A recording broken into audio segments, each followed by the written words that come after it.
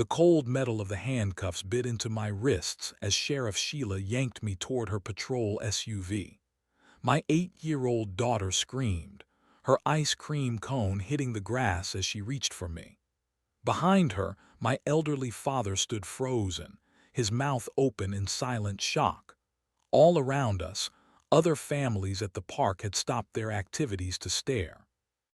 "Please," I said, my voice steady despite the humiliation burning through me. "There must be some mistake. We were just having a picnic." Sheriff Sheila's grip tightened, her fingers digging into my arm. "No mistake," she hissed, close enough that only I could hear. "You people need to learn who makes the rules in this town." As she shoved me into the back of her cruiser, I caught a glimpse of my son recording with his phone, tears streaming down his face. The door slammed shut, but through the window I could see neighbors exchanging worried glances, quickly averting their eyes when Sheila scanned the crowd. That was the moment I realized something crucial about our small town. Everyone was afraid of Sheriff Sheila. Everyone except me. Not anymore. It had been 3 weeks since I had seen my parents. Between my overtime shifts at the hospital and the kids' school activities, family time had become precious and rare. That Sunday in May seemed like a gift: clear skies, gentle breeze, and everyone's schedules miraculously aligned for once. I had been planning this picnic for weeks, marking it on our calendar with a bright red circle. The morning unfolded with an ease that felt almost suspicious to someone accustomed to chaos. The potato salad turned out perfectly. My daughter Emma helped me pack the cooler without complaint.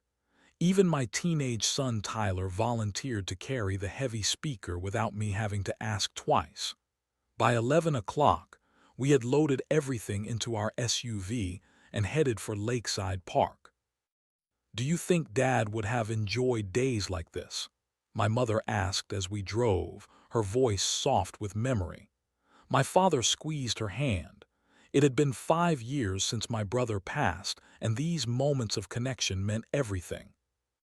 "He would have been the first one in the lake," I answered, catching her smile in the rearview mirror. Lakeside Park sat at the edge of town, a 30-acre stretch of green with ancient oak trees and a small, pristine lake. When we arrived, I deliberately chose a spot away from other groups, a clearing beneath a sprawling oak tree with enough distance to ensure our music would not disturb anyone. The nearest family was at least 50 yards away. "This is perfect," my father said, easing himself onto the folding chair I had set up for him. At 73, his movements had slowed, but his appreciation for simple pleasures had only deepened. Emma immediately kicked off her shoes and ran toward the grass, her sundress fluttering behind her. Tyler helped me spread the checkered blanket while my mother unpacked containers of food with methodical precision. Within 20 minutes, our little corner of the park had transformed into an oasis of comfort. I connected my phone to the small portable speaker and selected a jazz playlist, soft enough that we could talk over it, the music creating a gentle backdrop to our gathering. The volume was low, barely carrying beyond our blanket. "Anyone want lemonade?" I asked, pouring from a glass pitcher into plastic cups. The ice clinked as I handed them around. Even Tyler smiled as he accepted his drink, momentarily forgetting his teenage obligation to appear unimpressed by family activities. My old friend Mark arrived with his wife and daughter around noon, bringing homemade guacamole and stories from their recent vacation. Another couple from our neighborhood joined shortly after. The afternoon stretched before us with unhurried pleasure. Emma taught her grandfather how to play a clapping game. Tyler and Mark's daughter tossed a frisbee. The adults sat in a loose circle, conversations flowing as easily as the lemonade. I cannot remember the last time I felt this relaxed. I said to no one in particular, leaning back on my elbows and watching clouds drift overhead. That was when I noticed the patrol SUV. It moved slowly around the parking lot before coming to a stop, its engine still running. Through the windshield, I could see a figure watching our group, Sheriff Sheila in her tan uniform, sunglasses obscuring her expression. Something about her stillness made me uneasy. "Is everything okay?" my mother asked, following my gaze.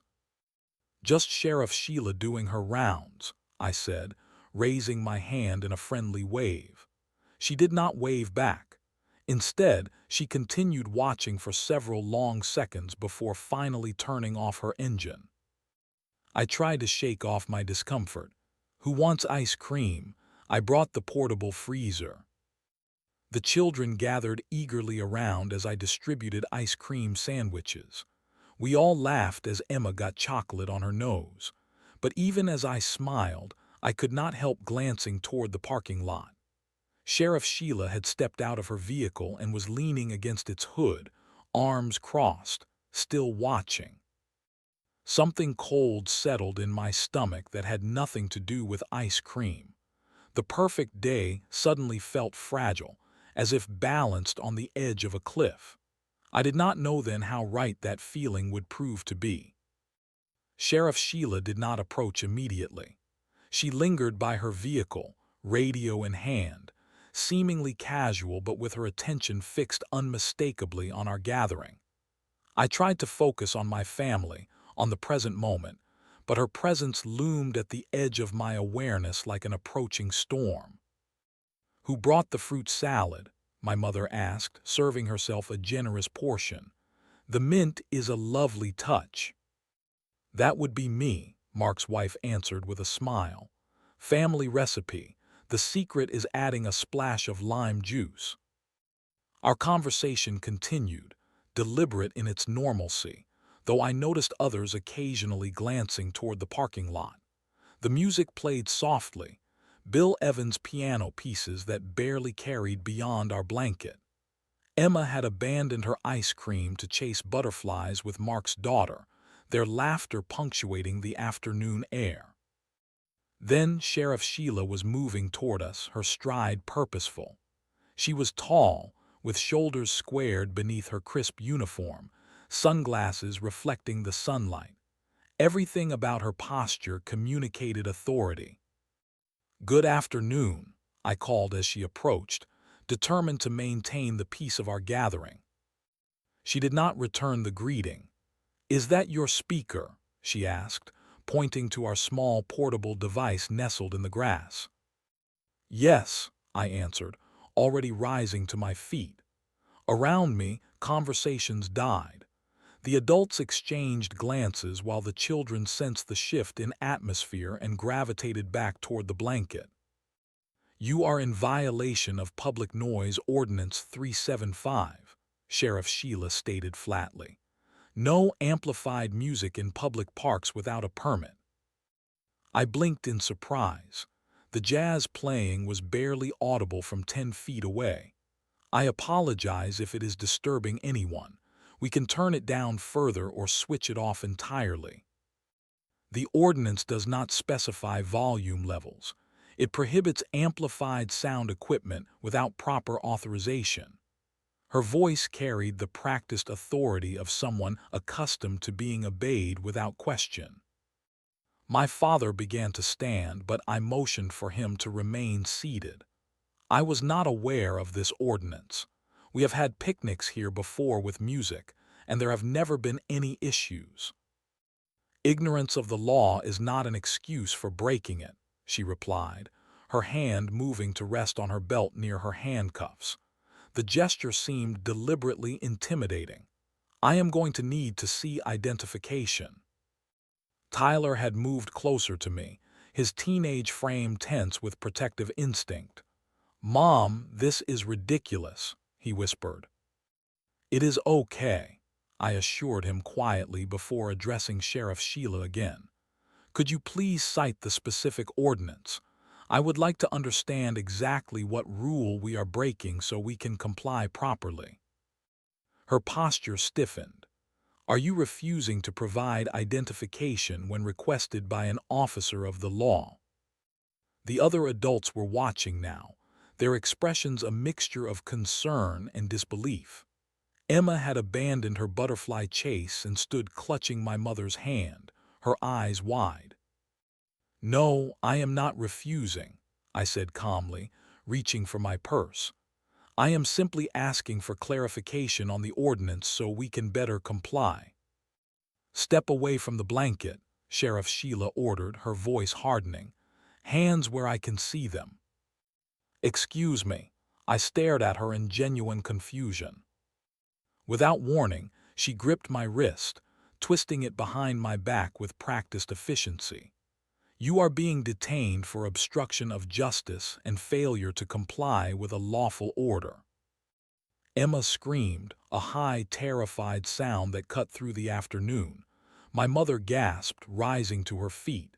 "This is absurd. She was only asking a question."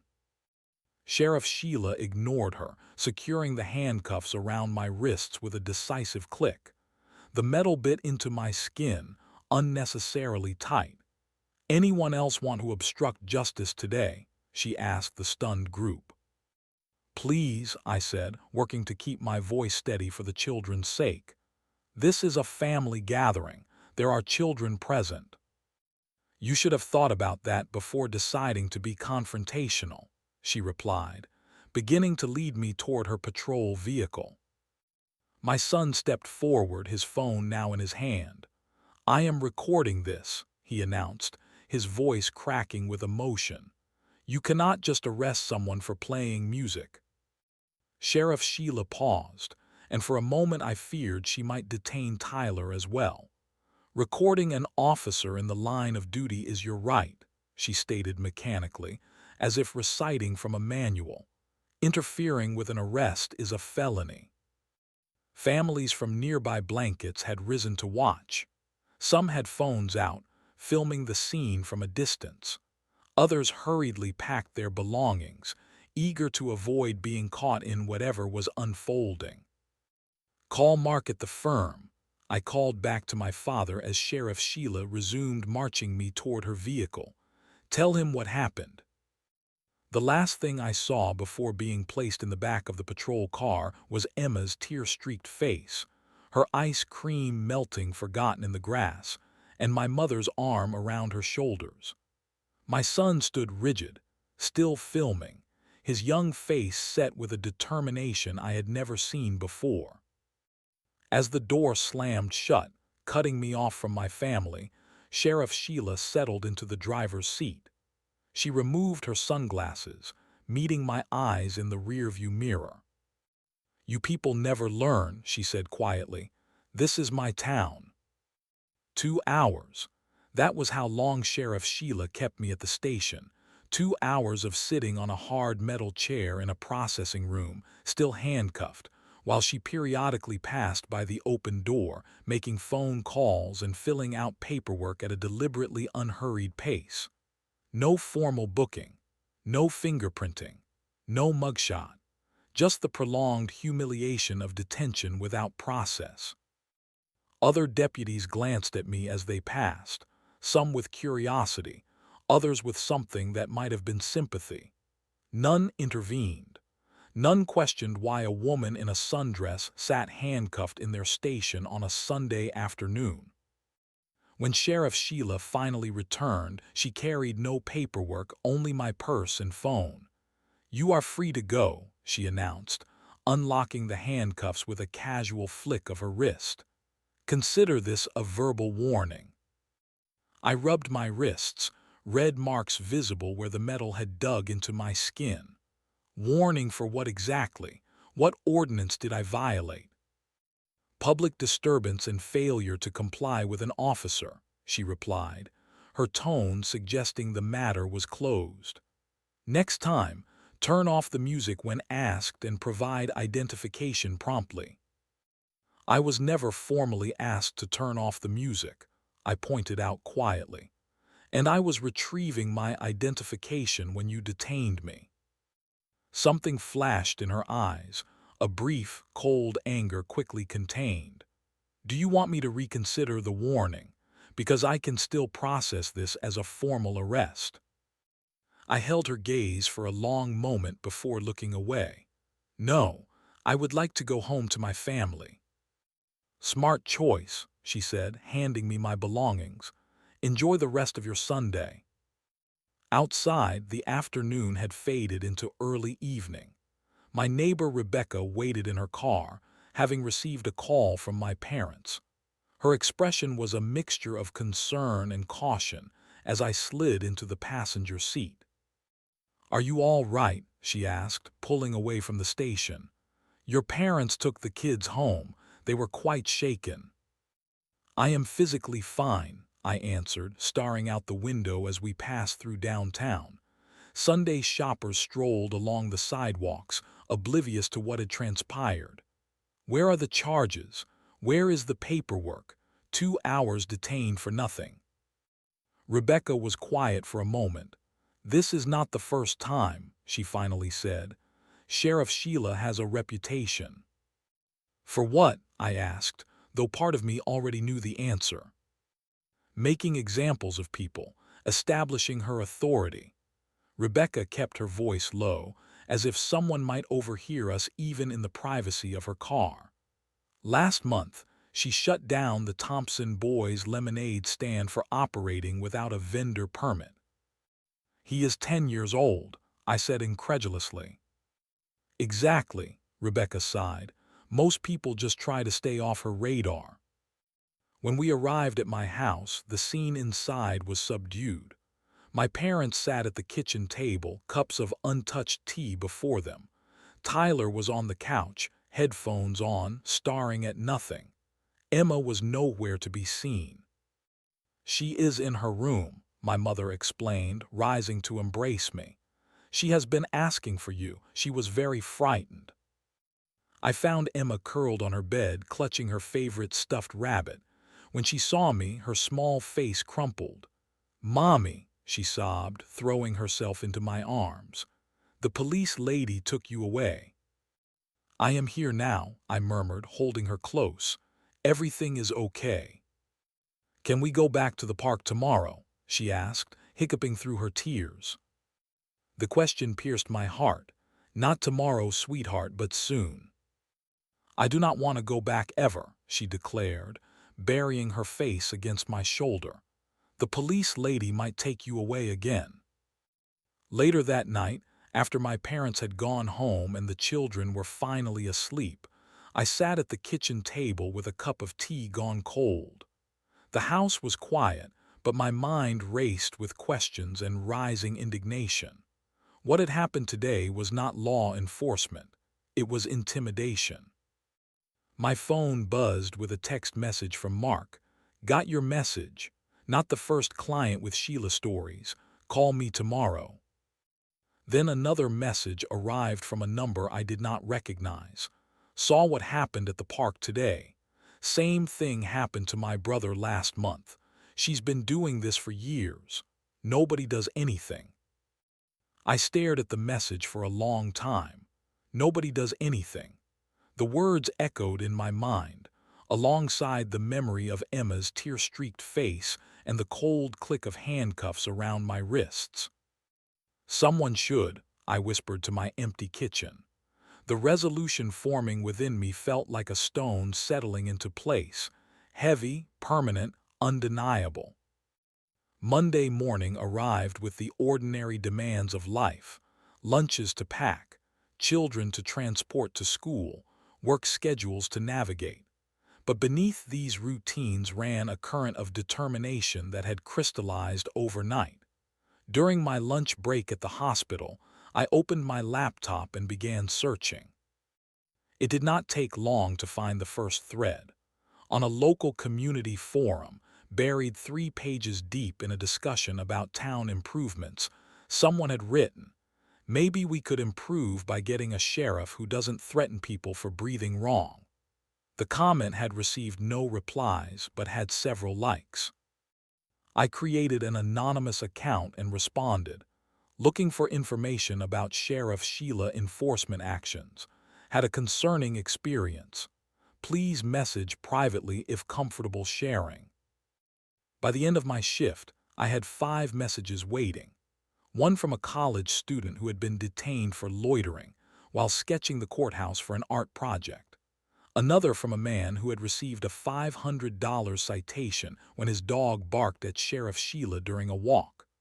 The stories varied in details but shared a common thread: minor infractions met with disproportionate force, often without formal charges or documentation. That evening, after putting Emma to bed with extra stories and reassurance, I drove to Riverside Food Park where a row of food trucks gathered on weekday evenings. I had seen the thread mention one vendor specifically, Miguel's Tacos, as having had trouble with the sheriff. The line at Miguel's was short, and the man inside worked with practiced efficiency, his movements quick but precise as he assembled orders. When the last customer moved away, I approached. "Excellent tacos," I said after introducing myself. "I heard you had some trouble with Sheriff Sheila recently." Miguel's hands paused briefly over the grill before resuming their work. "Who told you that?" he asked, his tone careful. "I had my own experience this weekend," I explained, showing him a picture on my phone, Emma and me at the picnic, moments before the confrontation.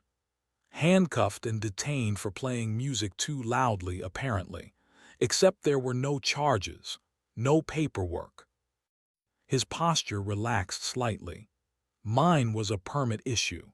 I had all my food permits, health certificates, everything. But she said I needed a special permit for cultural music because I was playing Mexican radio. "What happened?"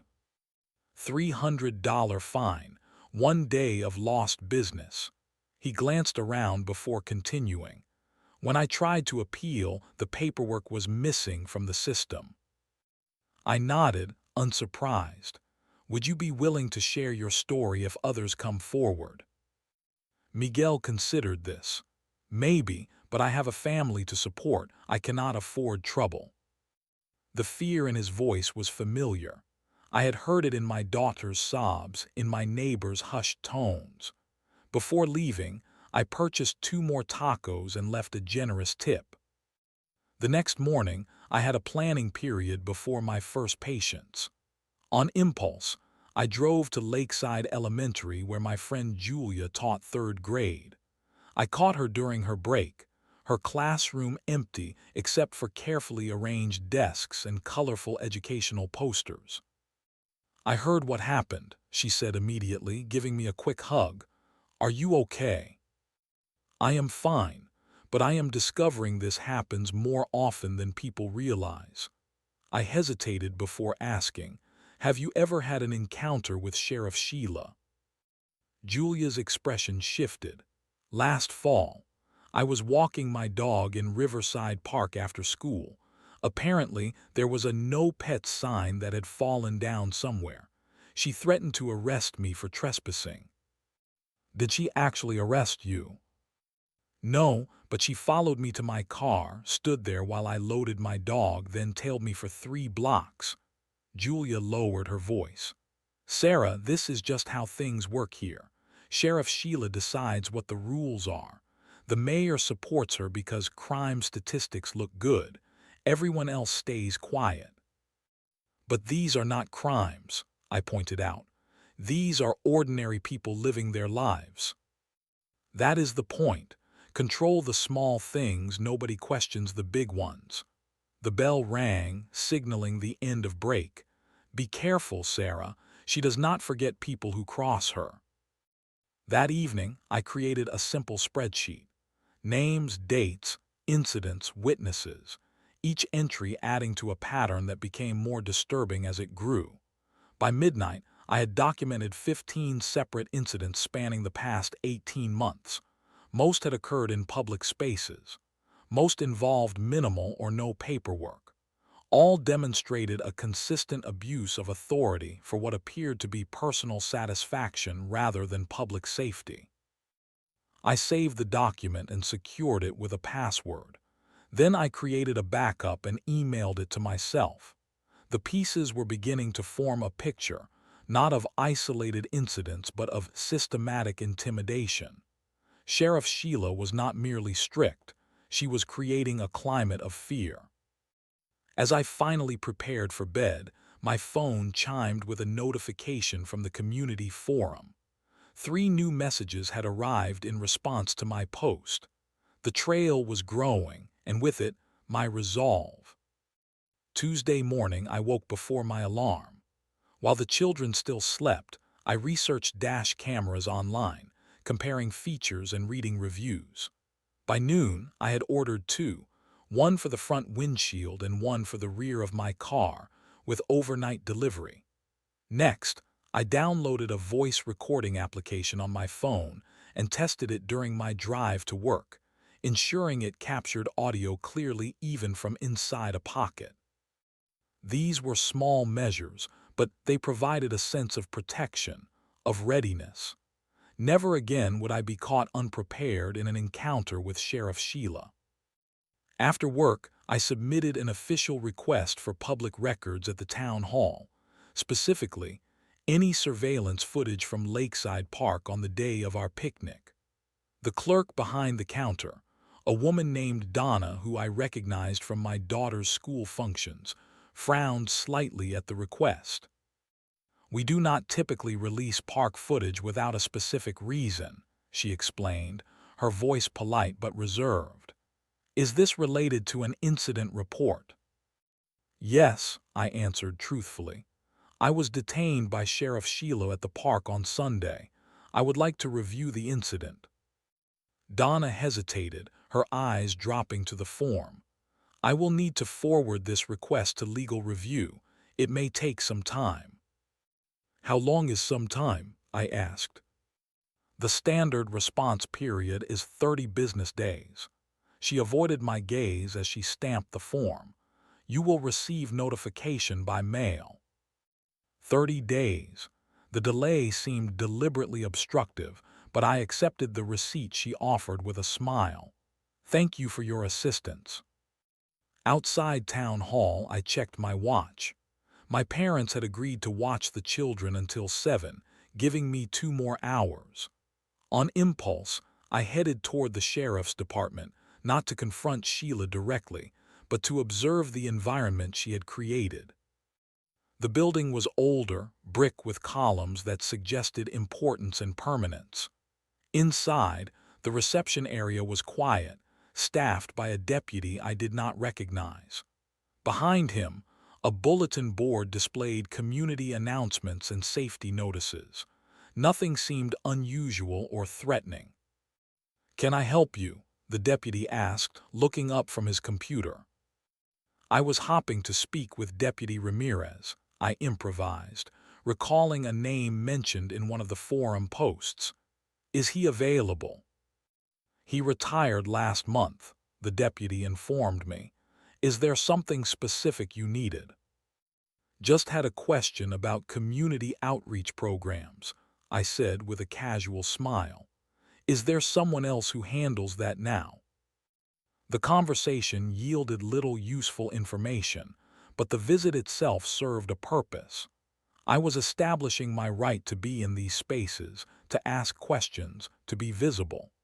Fear thrived in isolation, and I was determined not to be isolated. As I turned to leave, a voice called from the hallway, "Sarah, Sarah Miller." The man approaching wore plain clothes rather than a uniform, but his bearing marked him as law enforcement. It took me a moment to place him. Richard Doherty, a deputy who had been with the department for decades. My father had known him years ago. "Deputy Doherty," I acknowledged with a nod. "Good to see you." "Retired now," he corrected, gesturing toward the parking lot. "Walking out." We exited together, his pace deliberately slow. When we reached the visitor parking area, he stopped beside my car. "Heard about Sunday," he said without preamble. "Sheila has her own way of doing things." I studied his weathered face, trying to gauge his intent. Is that what you call handcuffing a mother in front of her children over a noise complaint? Not saying I agree with her methods, he replied, his voice lowered despite the empty parking lot. Sheila always skirted the line, even as a junior deputy. Rules are flexible in her book, especially when she feels challenged. And no one has ever filed a complaint? I asked, already knowing the answer. Complaints disappear, witnesses change their minds, evidence gets lost. He glanced toward the building. This is a small town, people have long memories. So do I said, meeting his gaze directly. A faint smile crossed his face. I figured as much. That is why I wanted to mention something. Town council meetings, third Thursday each month. Public comment period at the beginning. Everything said gets entered into official record. Just something to consider. With that, he nodded a goodbye and walked toward his own vehicle. The third Thursday was 9 days away. 9 days to gather more information, to connect with others who had experienced Sheriff Sheila's particular brand of justice. 9 days to prepare what I would say when given the chance to speak on public record. The next morning, my dash cameras arrived. I installed them immediately, adjusting the angles to capture both the road ahead and any interaction through my driver's side window. As I tested the setup, Tyler emerged from the house, backpack slung over one shoulder. "What are those?" he asked, eyeing the devices. "Insurance," I answered honestly, "in case we have another encounter with Sheriff Sheila." My son studied me for a moment, his teenage expression uncharacteristically serious. "Are you going after her?" The question gave me pause. Was I? What had started as self-protection was evolving into something more deliberate, more purposeful. "I am going after the truth," I finally answered. "Someone needs to." Tyler nodded, his posture straightening slightly. "The video I took on Sunday, I uploaded it to my cloud account, just in case." I felt a surge of pride mingled with concern. My son should not have to think about, just in case, scenarios involving law enforcement. None of us should. That evening, as promised, I attended the town hall meeting. I did not speak during public comment, choosing instead to observe the procedures, the dynamics, the key players. Sheriff Sheila was present, sitting near the front in full uniform, her posture commanding attention. When our eyes met briefly, I did not look away. Neither did she.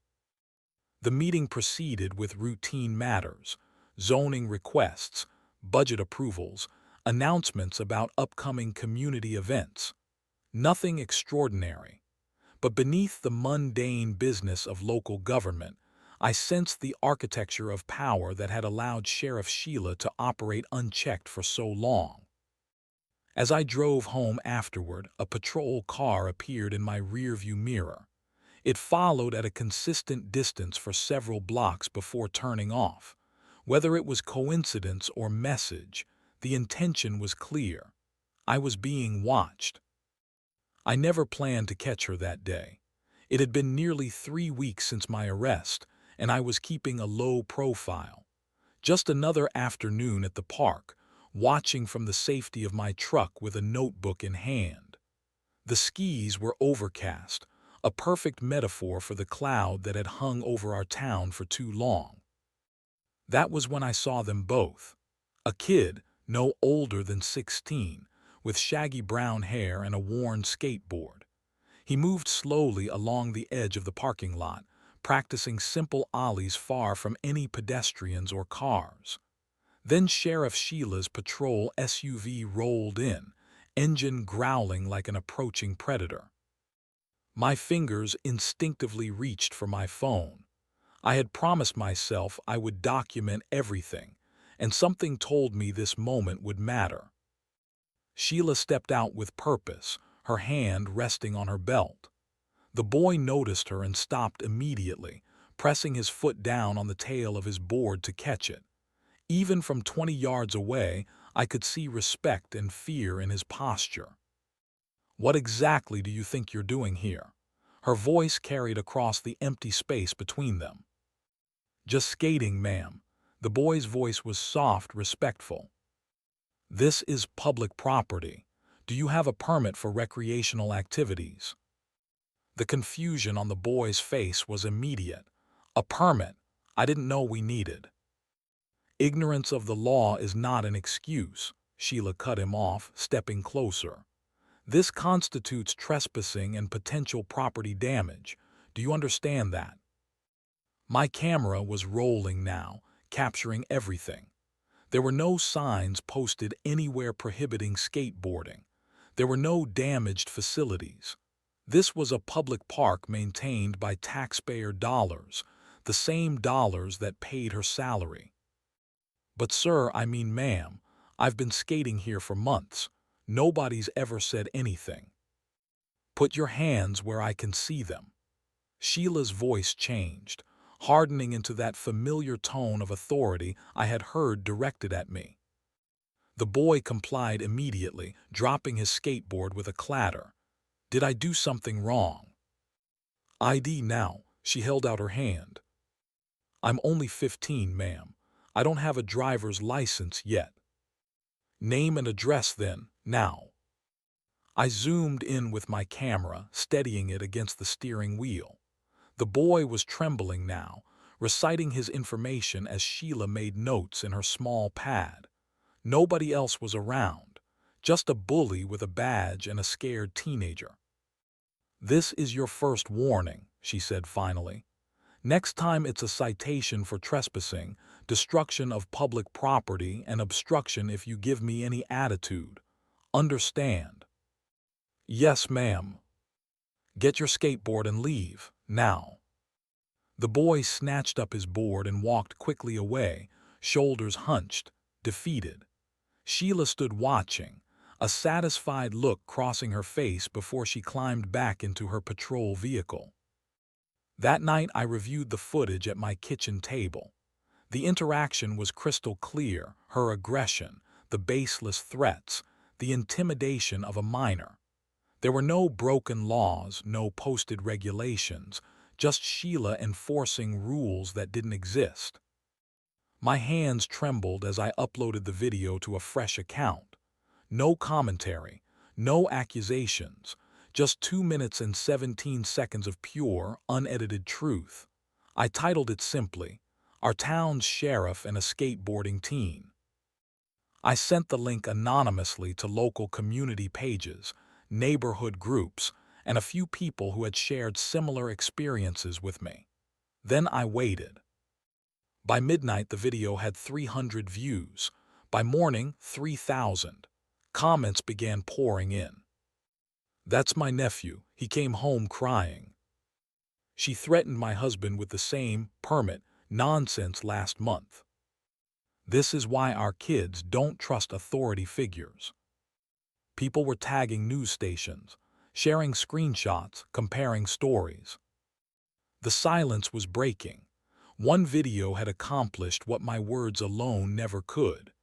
The truth, raw and unfiltered, was spreading through our town like wildfire. And for the first time since that day at the picnic, I felt something beyond anger and humiliation. I felt hope. My phone rang. It was Sarah, the teacher who had been stopped for loitering while walking her dog. "That video," she said, her voice urgent, "that could have been any of us." "It was all of us," I replied, "and it stops now." The dam had broken. One small video had cracked the foundation of fear Sheila had built. As I watched the share count climb higher, I knew this was just the beginning. The truth was out now, flowing freely through our community, impossible to contain.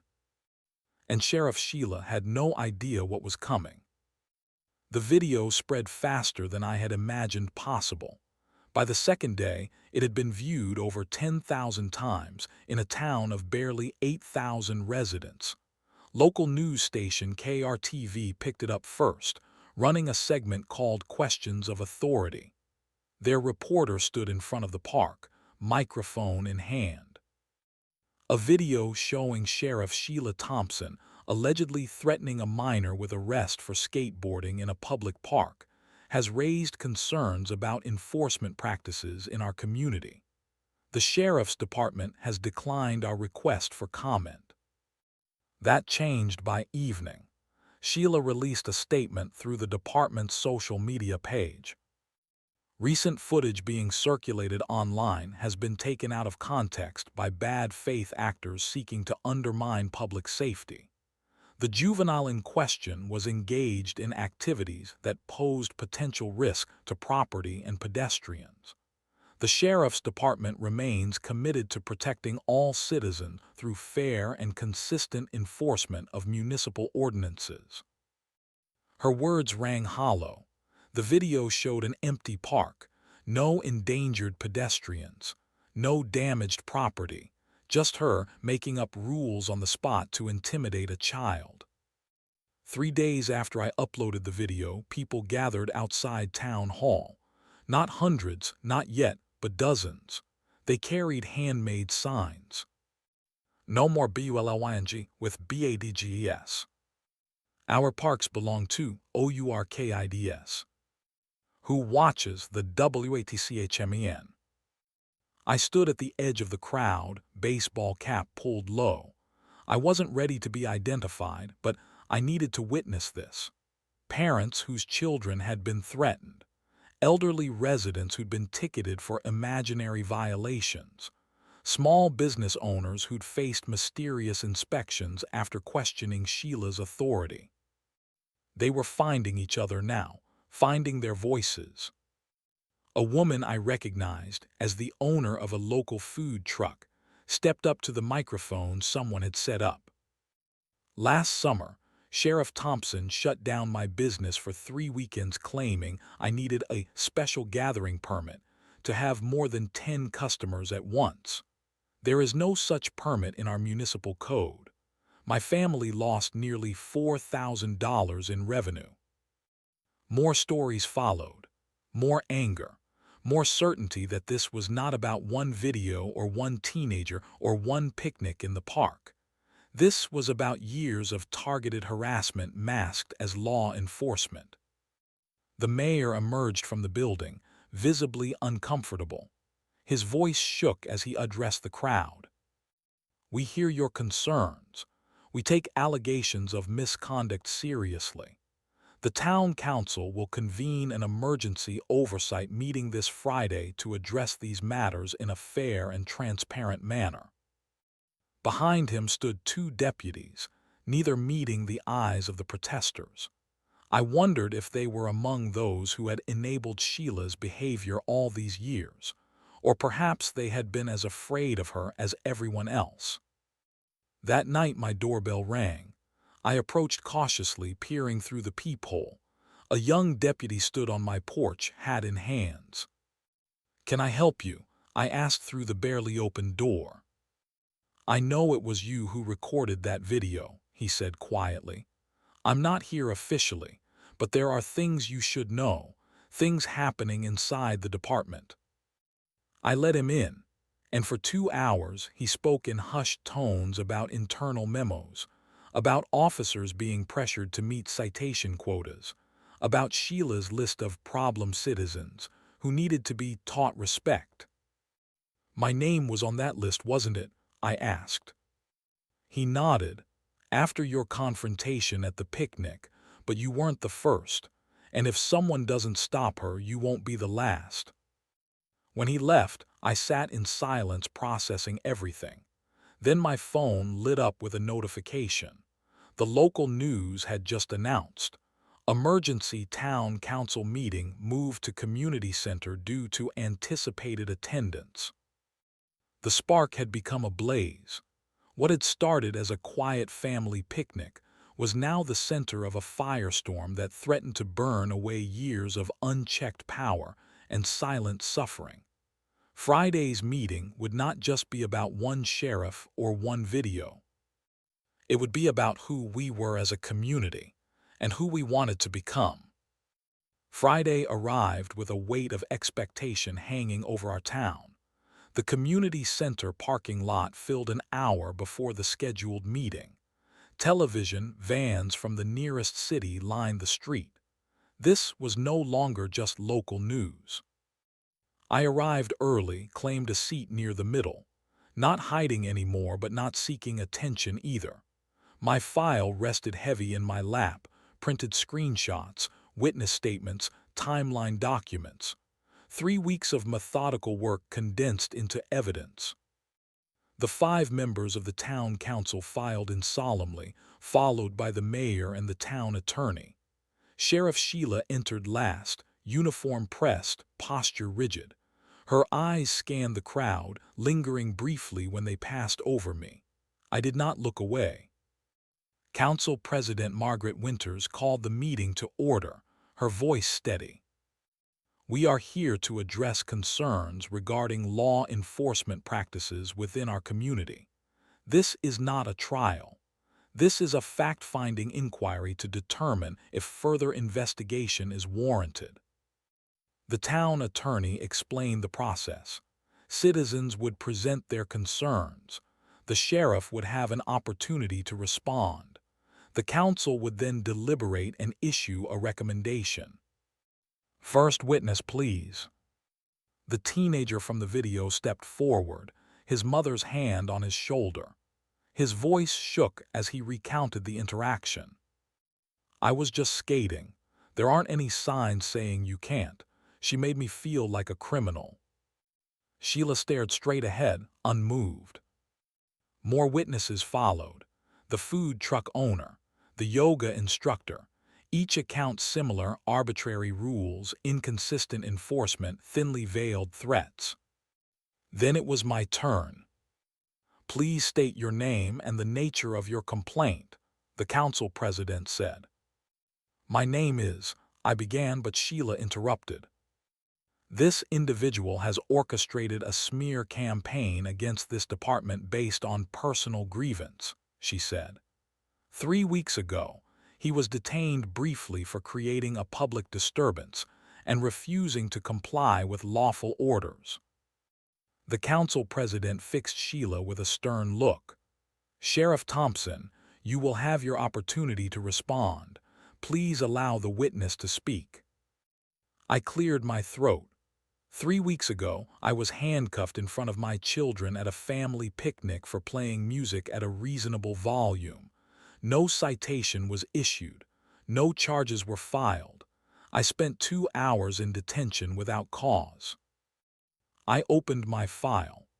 Since then, I have documented 27 similar incidents involving Sheriff Thompson, patterns of intimidation, selective enforcement, and what appears to be personal vendettas carried out under color of authority.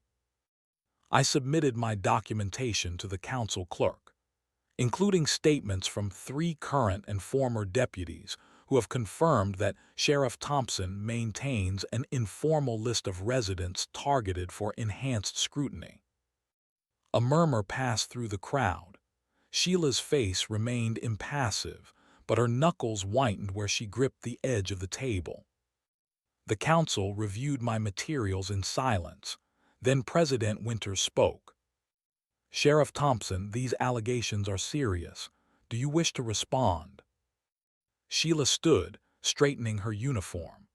I have served this community for 14 years without a single formal complaint filed against me. I uphold the law without fear or favor.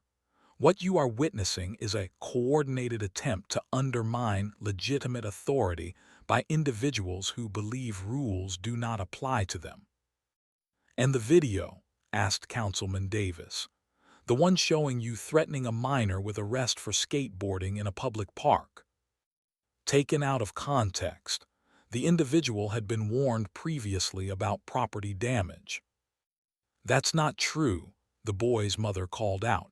He's never been warned about anything. President Winters called for order. We have reviewed the municipal code.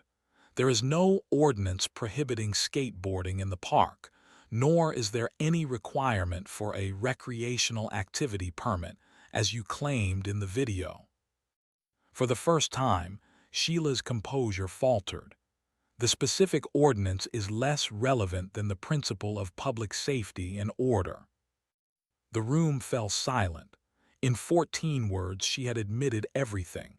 The law was whatever she decided it was. After 3 hours of testimony, the council adjourned to deliberate. The crowd spilled outside, reporters asking questions, neighbors comparing stories.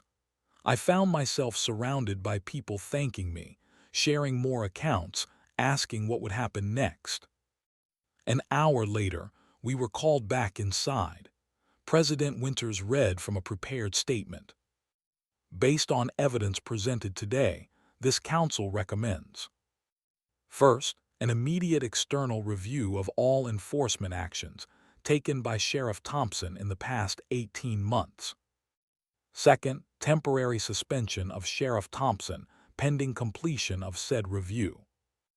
Third, establishment of a citizen oversight committee to review law enforcement policies and practices. The crowd erupted in applause.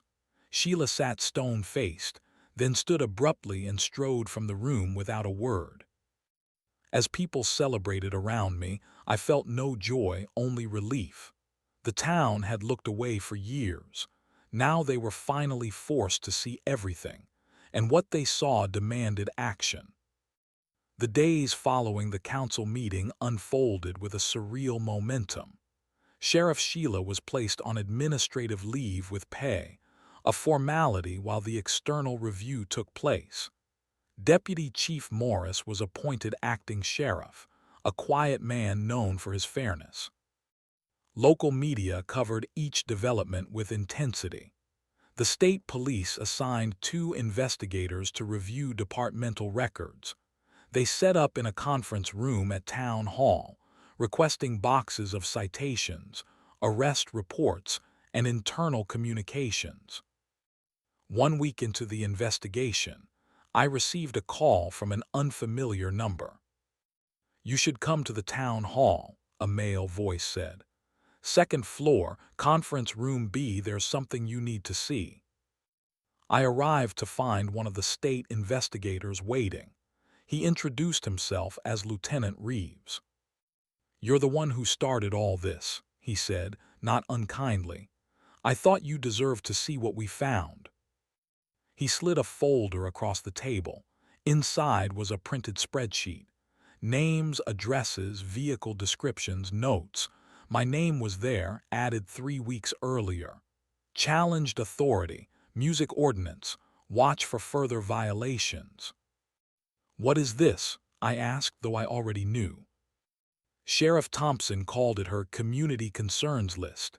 We found it on the department server. 127 names. People who questioned her, filed complaints, or simply crossed her path the wrong way. I scanned the notes beside other names. Plays foreign music at business. Walks dog without proper control. Attitude problem during traffic stop. Questions ordinances repeatedly. I struggled for words. Targeted harassment, Lieutenant Reeves finished for me. Systematic and documented. That afternoon, news broke that investigators had discovered evidence of potentially discriminatory enforcement patterns. By evening, 3 more deputies had come forward with statements confirming Sheila's practice of targeting specific residents. The local paper ran the headline: "Sheriffs, WATCHLISD, RAISCS serious constitutional CONCRNS." 2 days later, the town attorney announced that hundreds of citations issued under Sheila's direction would be reviewed and potentially dismissed. Phone calls began to arrive from people who had paid fines, lost business, or suffered reputation damage due to Sheila's actions. A local attorney announced a class action lawsuit against both Sheriff Thompson personally and the department. By the end of the week, it had 37 plaintiffs. I declined to join. My goal had never been financial compensation. I wanted only accountability and change. 10 days after being placed on leave, Sheila submitted her resignation. The letter, released to the public, cited personal reasons and desire to pursue other opportunities. No apology, no acknowledgement of wrongdoing. That evening, my doorbell rang again. It was Deputy Williams, the young officer who had come to me before. "She's gone," he said simply. "Really gone, packed up her house, left town this morning." "How do you feel about that?" I asked. He considered the question. Relieved, like we can actually serve the community now instead of serving her ego, he extended his hand. "Thank you." As news of her departure spread, the mood in town shifted. The anxiety that had hung over public spaces, the parks, the downtown square, the community events, began to lift. People lingered longer at restaurant patios. Children played more freely at the parks. The interim sheriff dismantled the community concerns list and announced a new policy requiring documentation and supervisor approval for all citations. Body cameras, previously used selectively, became mandatory for all patrol officers. 1 month after Sheila's resignation, the final report from the state investigation was released publicly.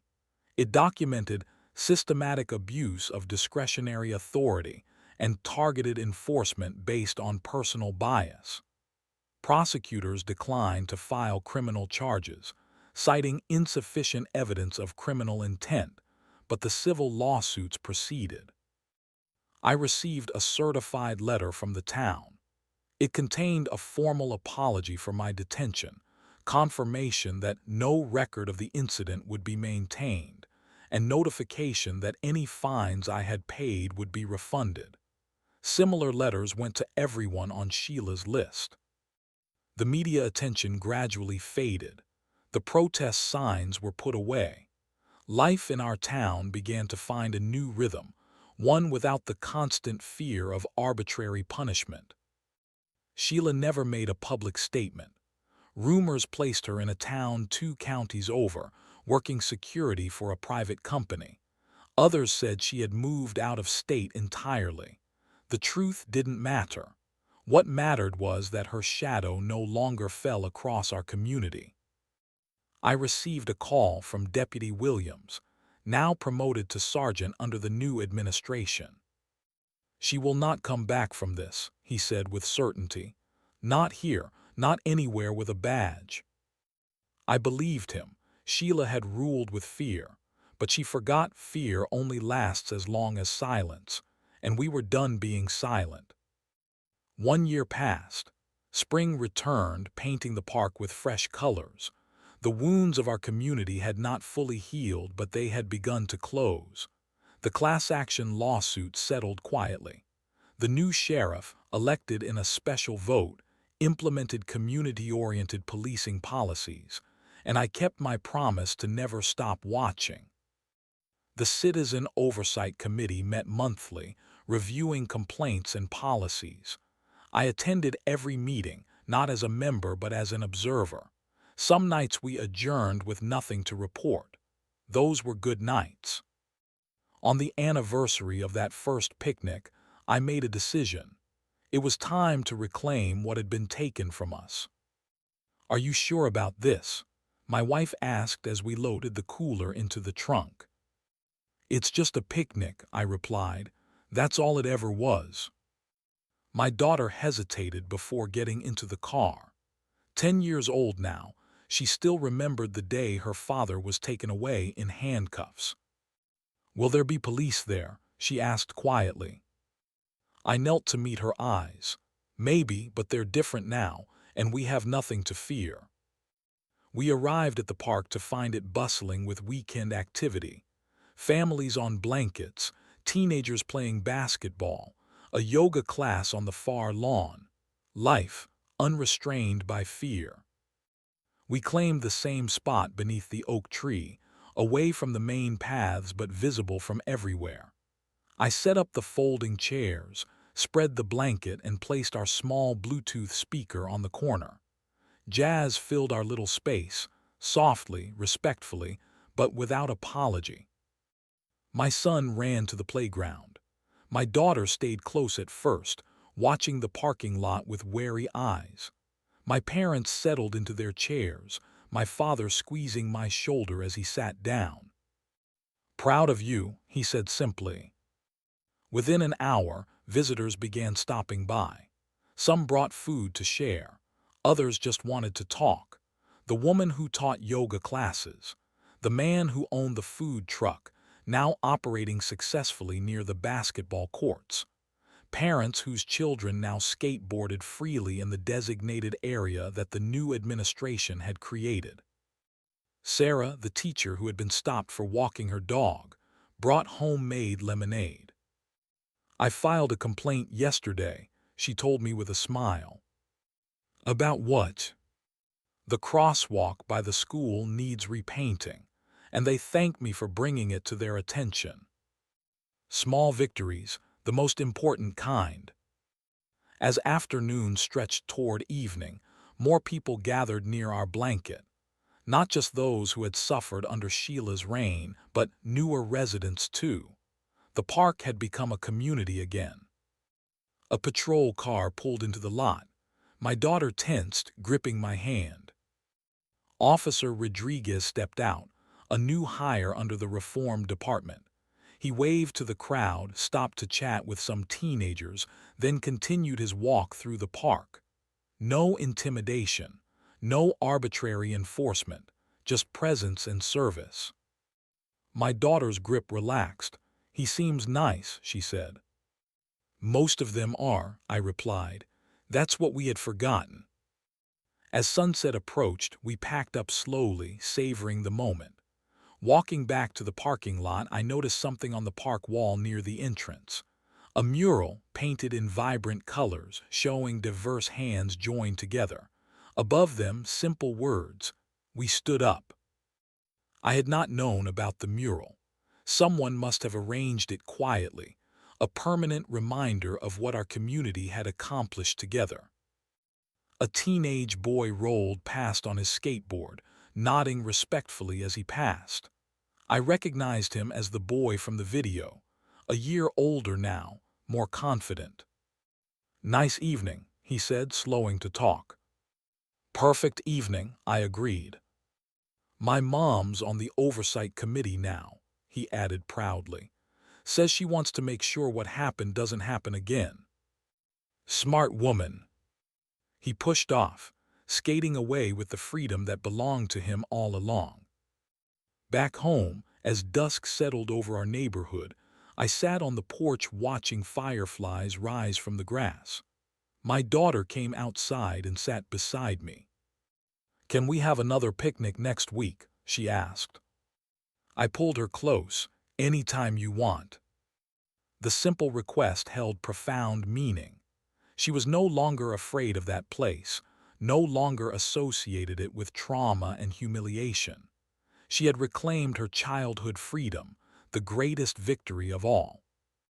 Later that night, after the children were asleep, I turned off my computer and closed the file folder marked Sheriff Department Oversight. Inside were copies of meeting minutes, policy changes, hearing procedures, all the bureaucratic machinery we had built to prevent another Sheila. Important work, but not why I had started this journey. I stepped outside one last time before bed, looking up at stars made visible by our small-town darkness. I thought about power and how easily it corrupts when left unwatched. I thought about courage and how it spreads from person to person like fire catching dry wood. Mostly, though, I thought about my daughter's laughter echoing across the park grass earlier that day. Free, unrestrained, and full of joy. That was the sound of justice, and it was worth everything it had cost to hear it again.